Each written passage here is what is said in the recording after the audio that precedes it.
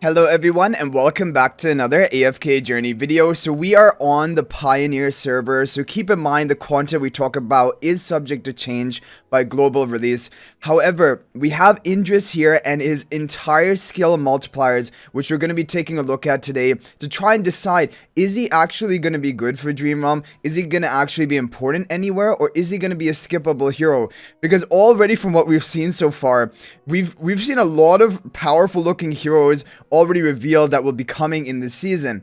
Now the first thing, which is the most interesting thing about INDRIS I find, is his 15 range. There's never been a marksman hero with such a high range, meaning that he'll be able to fire off from whichever tile he's on without needing to move around. That is one advantage. The other thing that was mentioned, I believe by Daragon, he said that now Hugin will have great synergy with INDRIS, and it will be the case because it will mean that INDRIS can just remain in that one tile of the mechanized bond of Hugin, so there could be some synergy between them.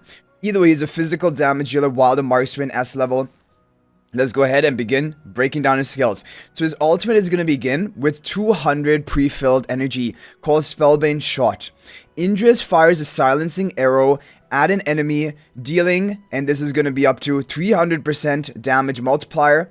The shot disables the enemy's stat buffs for 8 seconds and reduces their physical and magical defense by 20% for the rest of the battle. Unstackable, the buff disabling effect doesn't work on bosses. When INDRIS fires a silencing arrow at a target with exposed weakness, he deals extra true damage equal to 20% of the target's maximum health and is capped at 500% of his attack. Okay, this is a low multiplier. Each time he casts his ultimate, basically is going to be some raw damage, which like for boss content is going to be negligible.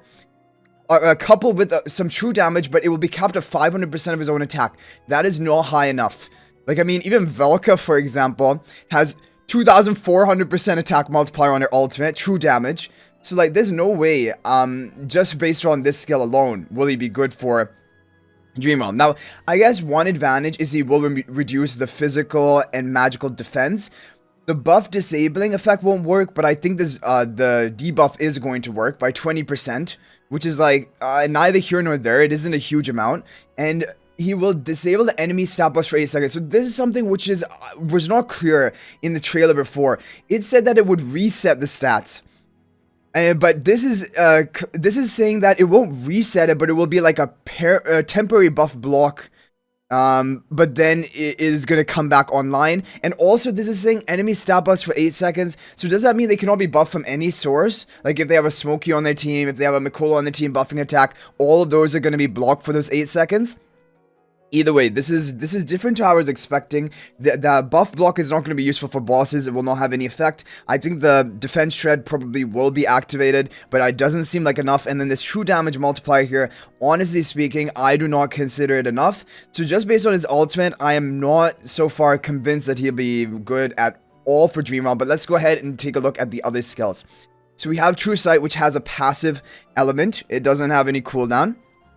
When an enemy is affected by at least 3 different stat reduction debuffs from INDRIS or his allies.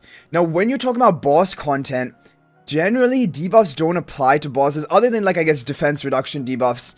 But you usually don't have a team consisting of multiple debuffs. And for example, haste reduction debuffs, they don't appear and show up on the boss's like toolbar. So we don't know if it's actually, there is a debuff there, but it's just not applying. Or if that will count, for example, for his True Sight effect. So I don't know if he's even going to be able to trigger this into most teams you're running into bosses. But let's keep reading. Affected by at least 3 different stat reduction debuffs from INDRIS or his allies, the enemy's weakness is exposed.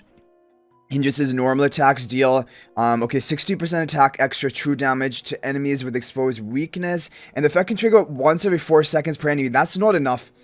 Just once every 4 seconds, 60% attack multiplier. Honestly, that's not enough for Dream Realm. In addition, INDRIS' normal attack fires 3 arrows, each dealing, damage, no true damage here. The arrows prioritize different enemies with exposed weaknesses. If all 3 arrows hit the same target like in boss content, the second and third arrow deals 25% less damage. Yeah, so this, even if you get the exposed weakness off, this damage is not high enough. Like even Faramore, his skill that he keeps casting after he casts his magic circle, That has like a 280% or something true damage multiplier each attack that he does, and that is not even gated by like once every 4 seconds or whatever. But this is gated once every 4 seconds, and just one trig of 60% true damage, that's not enough. Okay, let's carry on. Arcane Binding, INDRIS knocks back all enemies within 2 tiles, pushing them out of the 2 tile area surrounding him. He then casts a binding spell on the nearest enemy, dealing damage and immobilizing them for 5 seconds. This is a completely crowd control oriented skill. This is not going to be good for boss content. Doesn't have any true damage in it. Doesn't have any debuff or buff. So, but this is immobilization. So like the only thing I can think of is like AFK stages where this would be useful. Or like if you wanted to run him in PvP. Okay. So that is what we have. And it's on a 12-second cooldown.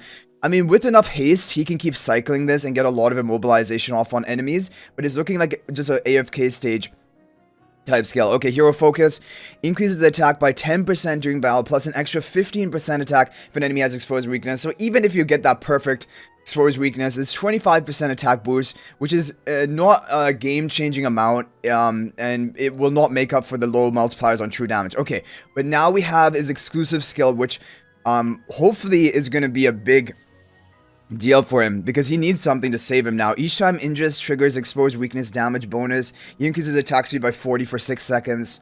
It's not enough, honestly. 40 attack speed increase. Okay, with upgrade, increase attack speed by 50 for 6 seconds. And okay, level 3. I think level 3 is really going to be the only kind of unique thing that he has. INDRIS' normal attacks reduce the target's physical defense by 20% for 6 seconds, unstackable. Now, it says unstackable here, so it can only reduce by 20%, but I think along with his ultimate, and then also this exclusive skill, you could probably reduce the physical defense of enemies by up to 40%, right? Because this is 20% physical and magical defense, so I would think this 20% could at least stack on the ultimate debuff, because they're 2 different forms of debuff, in which case then I can kind of understand his role in the team is not really to be a damage dealer, like if you're talking about Dreamrealm content, is mainly to be a physical defense shredder, just like Kruger is, for example. And maybe Kruger plus INDRIS together, along with like a physical damage team, there could be some potential there.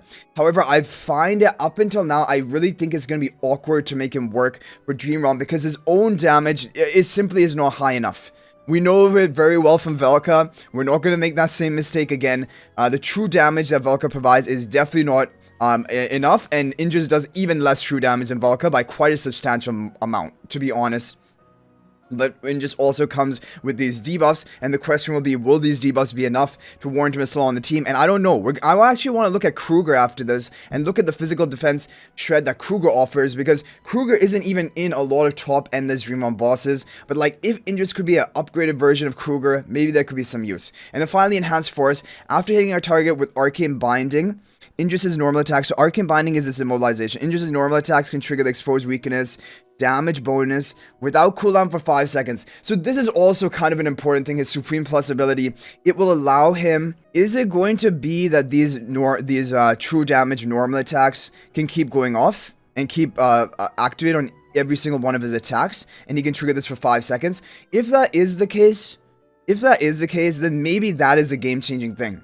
Maybe that is actually the game. If he can have a high attack speed, he's going to have boosted attack speed. If that is going to then allow all of these true damage from his normal attacks to for 5 seconds after casting Arcane Binding, if that is, he's able to just get all the true damage value off of every single normal attack, then I could see potentially his damage might be actually decent.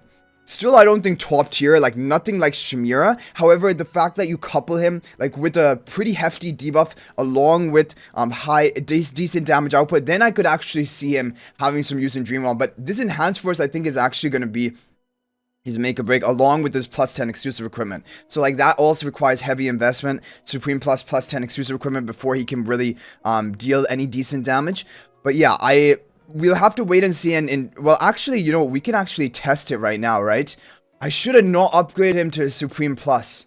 Anyway, let's go ahead and take a look at the trial stage to show you his skills in action. So there he has his multiple attack, and then you have the, well, he has a debuff. Oh, he needs 3 debuffs, right? Oh, that's cool. It has a animation on top of the head that when you apply 3 debuffs, basically 3 different, there's like 2 things on the side and 1 thing in the middle. And when all 3 light up, because of 3 different debuffs on the enemy, then he is going to be triggering his exposed weakness. And with the Supreme Plus, he is going to get it off. Okay, so let's go ahead and go into Dreamrealm. We have Plague Creeper today. let's go ahead and attack Plague Creeper and try to figure out what is going on with INDRIS. Yeah, and then Kruger also has this vulnerable thing that when he inflicts vulnerable, their physical damage take is increased by 40%. So Kruger overall seems like a better debuffer compared to INDRIS, but I want to see, is it going to be possible? Is it going to be possible for, INDRIS to actually deal decent damage? I'm just trying to get in a position where I can actually have INDRIS get buffed up as much as possible. Okay, is it going to be possible, like, let's see INDRIS's damage output at the end of the fight. This is in a pre-endless boss, right? So, and Plague Creeper isn't the greatest example. I guess the AoE attack that he has can deal decently, but like, you really want, I wanted to see INDRIS's damage ramping up onto a single target like the boss, but this is the best that we can do for right now. So it's gonna come down to his damage output in my opinion, because honestly Kruger is a better physical defense debuffer. So, and Kruger is not used that much in Dream On. For pre-endless he's used in some cases, so then INDRIS can maybe fill that position. It's gonna come down to INDRIS's damage. Okay, we have all three, you saw right out there on top of the Plague Creeper head, there were 3 different debuffs onto him. There we go, we got triggered it again, and then he gets all the advantages of his exposed weakness, basically, like bonus attack speed, bonus true damage on his normal attacks. 12 seconds left.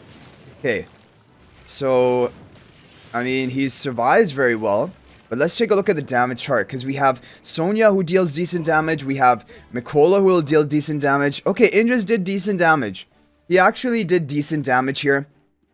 I could imagine him having some use in Dream On.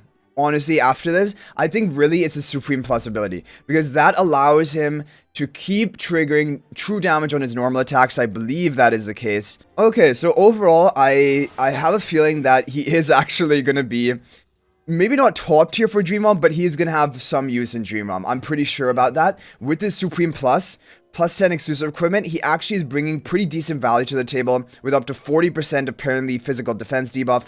And then the exposed weakness is going to power up his attack speed, and also he'll be dealing true damage on his normal attacks. And even though it is limited to once every 4 seconds, with his Supreme Plus, after casting Arcane Binding, he is going to be able to cycle his true damage pretty much almost permanently. Because this has a 12-second cooldown, but when you give him a lot of haste, like even if you gave him 100 haste, for example, and Twins give him 60 haste already, then this is going to go down to a 6-second cooldown, and then it's basically almost permanent cycling. Okay, so overall, that is going to be my opinion on INDRIS, which is that I actually do think he's going to have some use for Dream On. And for AFK stages, I mean, he does have this immobilization, which does have decent value. But for PvP, I am still a little bit, I would not recommend him for PvP because he doesn't have survival in his kit. And he's just mainly a damage dealer debuffer. He has a nice long range, which is cool, but the fact that he doesn't have anything to provide him survival, I think he's just going to be susceptible to being killed pretty early on. And honestly, he's probably not even going to get his ultimate off. Let's take a look at his ultimate animation. Yeah, I love this ultimate animation. I love that pose that he does right at the end. But anyway, guys, that's going to be it for this video. I hope you enjoyed it. Let me know your thoughts about INDRIS in the comment section down below. Are you planning to recruit for him? If you do, I think his breakpoint would be Supreme Plus, kind of important, and then plus 10 exclusive equipment.